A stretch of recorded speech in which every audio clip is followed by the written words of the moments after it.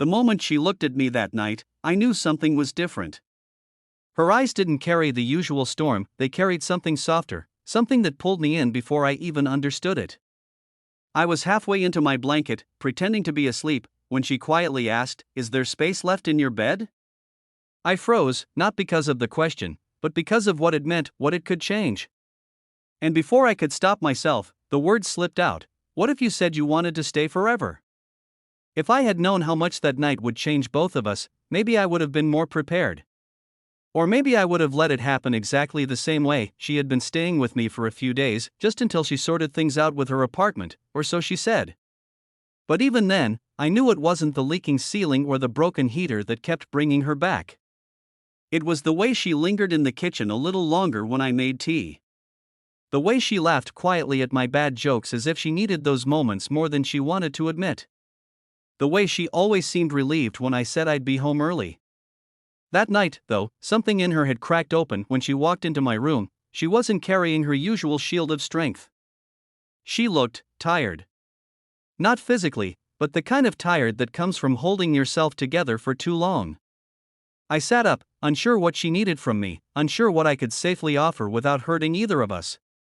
But all she did was stand there in the dim light and whisper the question that shook the walls I'd kept around my heart: "Is there space left in your bed?" I swallowed hard. Space? Yes. But for her? For what she meant to me? For the possibility of something deeper? That was the part that scared me. So instead of giving her a simple yes, I asked the question that had been sitting inside me for weeks: "What if you said you wanted to stay forever?" She didn't answer right away. She just stared at me as if I'd just given her permission to breathe. And then she did something she had never done before. She broke down. Not loudly, not dramatically. Just a quiet crumble, like someone who had been strong for everyone else and finally found a moment where she didn't have to be. She climbed into the bed slowly, as if she was afraid the whole moment might disappear if she moved too fast.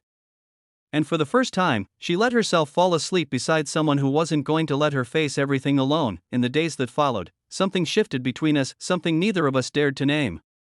She would wake up earlier than me and sit on the edge of the bed, watching the sun hit the walls as if she was trying to memorize it all. I started noticing how often she glanced at me when she thought I wasn't looking. She didn't realize that I noticed everything about her, even the things she tried to hide. There was one morning when she was unusually quiet, her shoulders tense as she tied her shoes. When I asked what was wrong, she gave me the short version of the truth. "My ex came by my place today," she said. "He said he wants me back." The words hit me harder than I expected. I didn't know much about him, but I knew one thing: whatever he gave her, it wasn't peace. She avoided my eyes, but I stepped closer anyway. "And what do you want?" She hesitated. "I don't know." I nodded, even though the answer stung. But the truth came out of her later that night when she returned, eyes red from tears she'd tried to hide. "I told him no," she whispered. "I didn't want to go backwards. Not when I'm finally starting to feel safe." When she said safe, she looked directly at me, as if the word belonged to me. That night, she didn't need to ask if there was space in my bed. She simply walked in, lifted the blanket, and slipped beside me. But instead of sleeping right away, she rested her head on my chest and listened to my heartbeat. "Why do you always make room for me?" she asked softly. I hesitated at first, afraid of how honest I was about to be. But she deserved the truth. "Because every time you come closer," I said, "I feel like you're choosing a future you're scared to believe in, and I want you to know you don't have to be scared with me." Her breath shook a little, and then she whispered something I will never forget: "I think I want that future too. I just didn't know if you'd want it with me." My heart stopped. All the moments, all the hints, all the quiet nights where I hoped she'd choose something more with me, they finally made sense. I lifted her chin gently, forcing her to look at me instead of all the fears she carried. "If you want to stay," I said, "I'm not going anywhere." Her eyes softened, finally breaking free from the shadows she lived in.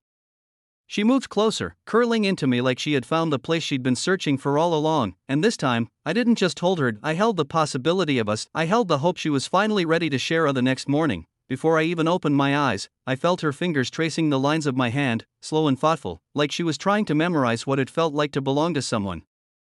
When she noticed me waking up, she smiled shyly, something rare for her. "Do you remember what you asked me?" she whispered. About staying forever?